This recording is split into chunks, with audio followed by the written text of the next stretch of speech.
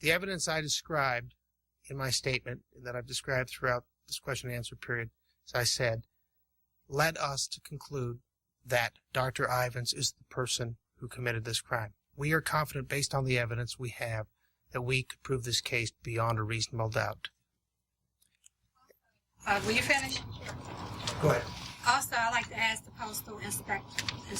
I don't know which one.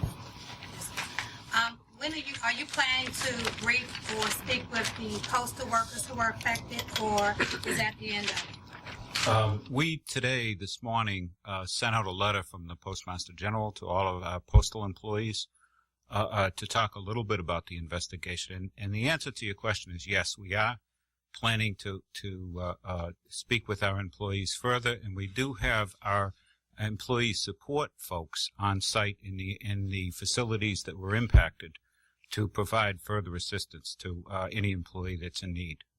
About EAP, I'm speaking about having a briefing with the employees, as I am also one of the affected employees.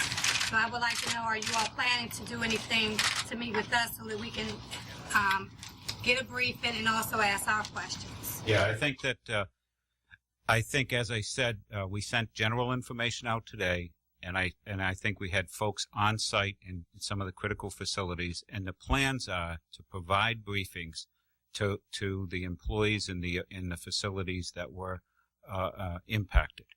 And of course, we'll answer the questions as the questions come in to the Postal Service. But remember, we have 700,000 employees across the country, and we're focusing on the employees that in those critical facilities. We're going to provide general information, but very specific information to the folks closest to where the incidents took place. Mr. Taylor, Mr. Cheney, when did you find out that Dr. Ivins might be suicidal? And if you found that out as the advance of his death, did it occur to you to take some kind of measures, keep from him the fact that you were about to close in on him so that you'd be able to keep him alive, arrest him all at once? Our job, law enforcement, is to pursue our criminal investigation.